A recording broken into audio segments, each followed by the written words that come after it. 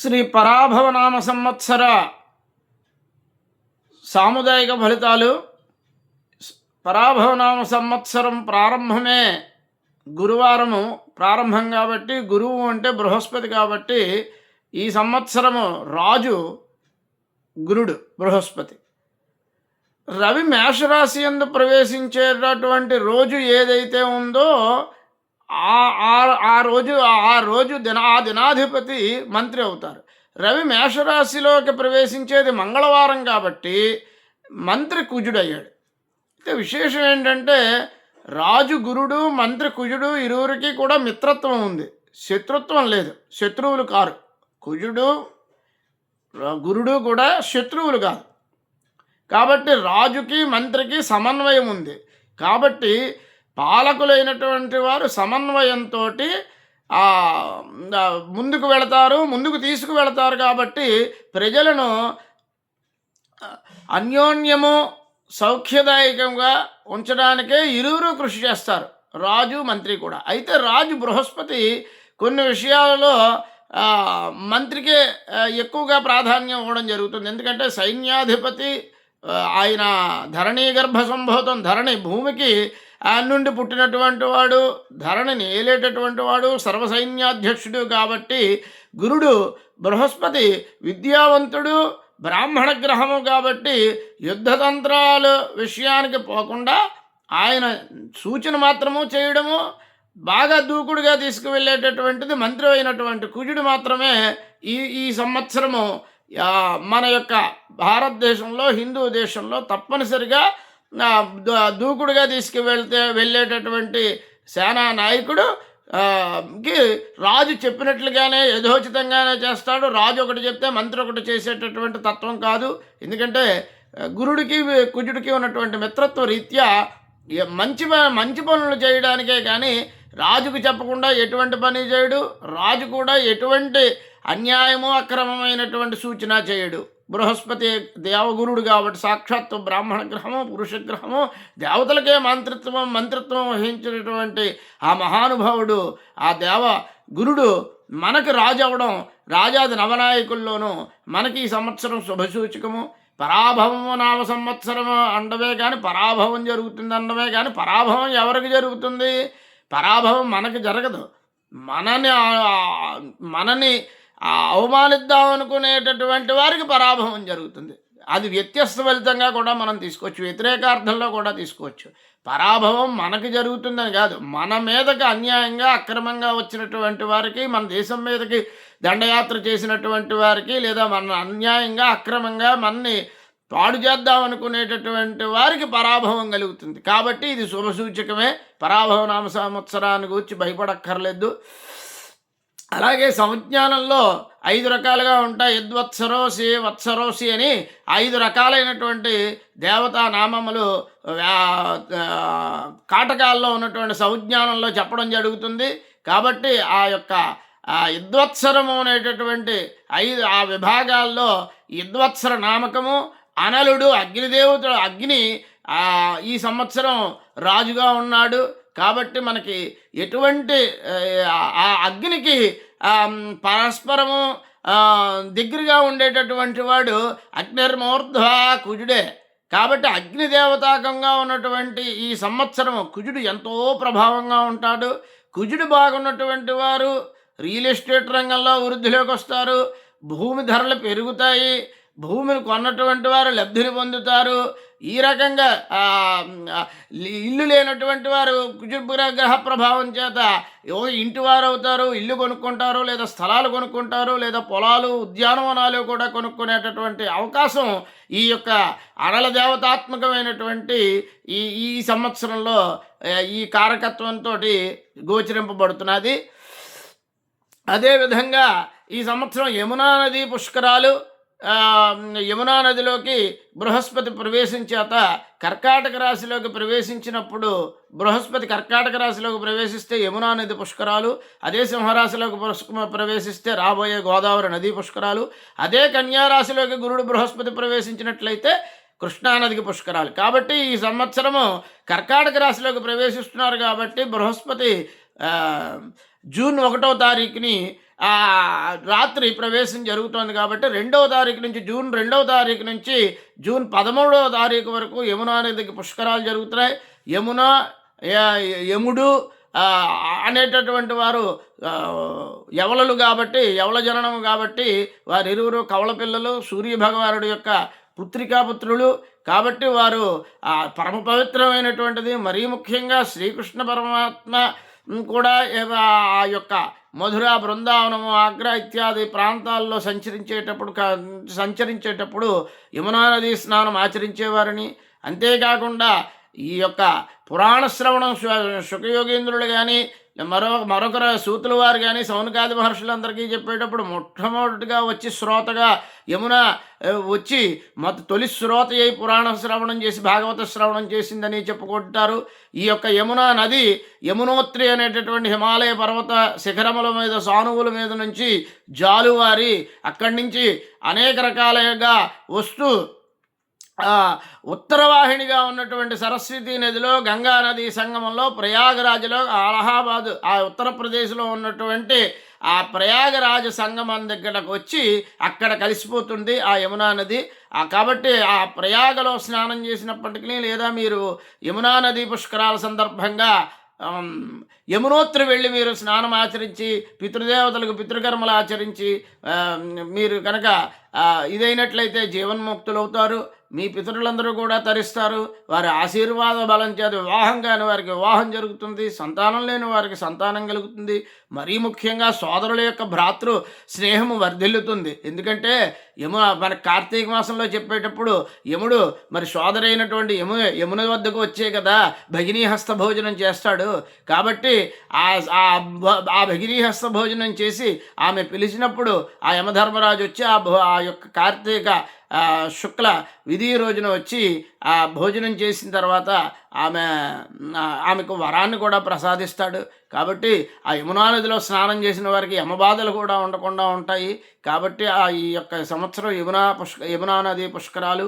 తర్వాత ఈ సంవత్సరము మకర సంక్రమణము 15వ తారీఖు 15/1/2027 శుక్రవారం రోజున మనకి మకర సంక్రమణము, మకర సంక్రాంతి పండుగ జరుపుకోవాలి.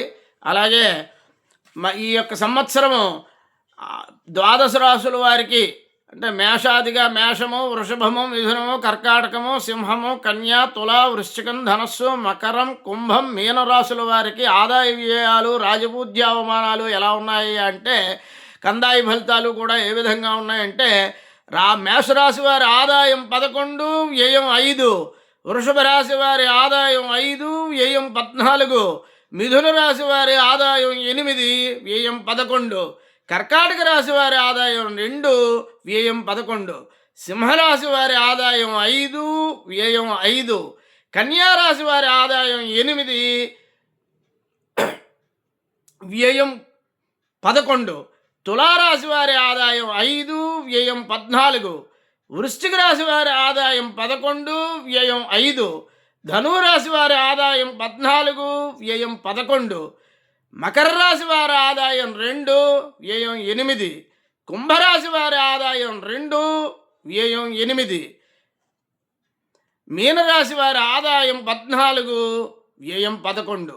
అదేవిధంగా రాజపూజ్య అవమానములు అంటే ఆ రాజపూజ్యత అంటే మన గౌరవించవలసినటువంటి విధానంగా రాజపంచకము అని మనకి పంచకరహితం అయిందా లేదా అంటారు. అంటే మన గౌరవించవలసిన వారు సరైన విధానంగా గౌరవిస్తున్నారా లేదా, పూజిస్తున్నారా లేదా అనేటటువంటిదే రాజపూజ్యం అంటే. అవమానము అంటే మానము అంటే కొలత అని కొలమానము అంటాం కదా, అలాగే అవమానము అంటే మానము, కొలత. ఆ కొలతలో కూడా అవహేళన అనేటటువంటిది ధాతువు ఆ యొక్క కొలత అనేటటువంటి ధాతువుకి ఇటువంటి ఈ పదప్రయోగం చెప్పినప్పుడు ఎప్పుడైతే అనేటటువంటిది కలిసిందో అప్పుడు అర్థం మారిపోతూ ఉంటుంది. కాబట్టి అవమానము అంటే మనని ఏ విధంగా అయితే గౌరవించాలో దానికంటే తక్కువగా గౌరవిస్తారు, మన లేదా తక్కువగా పూజిస్తారు. కాబట్టి అటువంటి విధానంలో మనం ఏ విధంగా ఉండాలో తెలుసుకోవడానికి, అటువంటి వారి వద్ద మనం ఏ విధంగా ఉండాలో తెలుసుకోవడానికి కూడా ఉపయోగపడుతుంది ఈ రాజపూజ్య అవమానాల యొక్క వివరణ విశ్లేషణ మనం తెలుసుకుంటే. మేషరాశి వారికి రాజపూజ్యత 2, అవమానం 4. వృషభ రాశి వారి రాజపూజ్యం 5, అవమానం 4. మిథున రాశి వారి రాజపూజ్యం 1, అవమానం 7. కర్కాటక రాశి వారి రాజపూజ్యత 4, అవమానం 7. సింహరాశి వారి రాజపూజ్యం 7, అవమానం 7. కన్యారాశి వారి రాజపూజ్యత 3, అవమానం 3. తులారాశి వారి రాజపూజ్యత 6, అవమానం 3. వృశ్చిక రాశి వారి రాజపూజ్యం 2, అవమానం 6. ధనురాశి వారి రాజపూజ్యత 5, అవమానం 6. మకర రాశి వారి రాజపూజ్యత 1, అవమానం 2. కుంభరాశి వారి రాజపూజ్యం 4, అవమానం 2. మీనరాశి వారి రాజపూజ్యం 7, అవమానం 2. ఈ రకంగా ఈ సంవత్సరము పంచాంగ కర్తలు మనకి యథోచితంగా గణితం చేసి పరాశర సంహిత నుంచి అయితేనే, బృహజ్జాతకం నుంచి అయితేనే, కాళిదాసు రచించినటువంటి ఉత్తర కాళామృత పూర్వకారామృతాల నుంచి అయితేనే,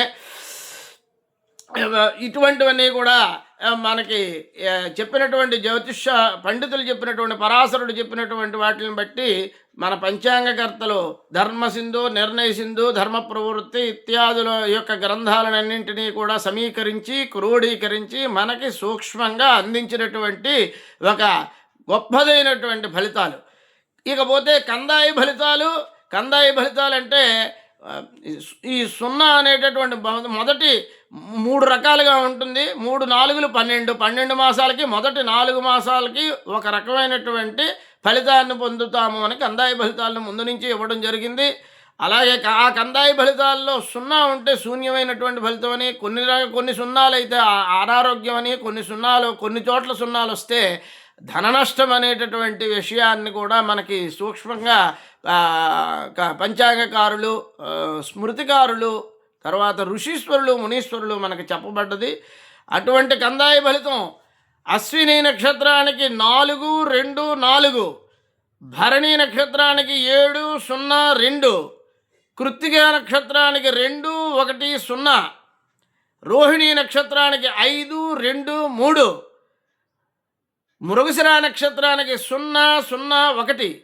ఆర్ద్ర నక్షత్రానికి 3, 1, 4. పునర్వసు నక్షత్రానికి 6, 2, 2. పుష్యమి నక్షత్రానికి 1, 0, 0.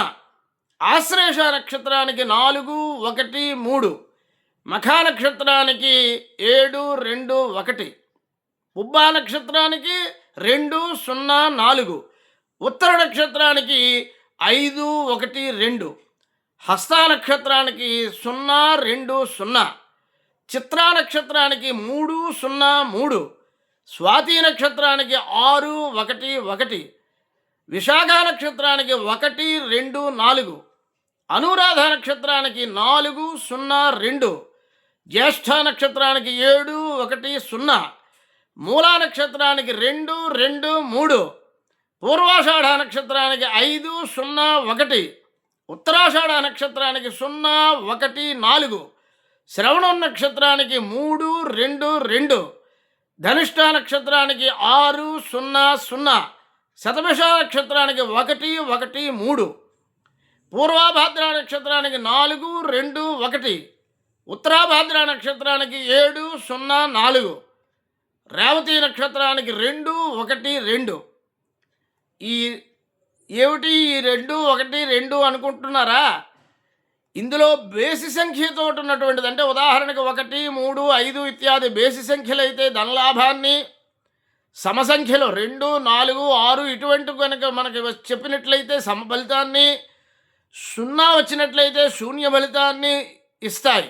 ఇకపోతే మొదట 0 ఉంటే రోగాన్ని కలిగిస్తుంది, రోగభయాన్ని.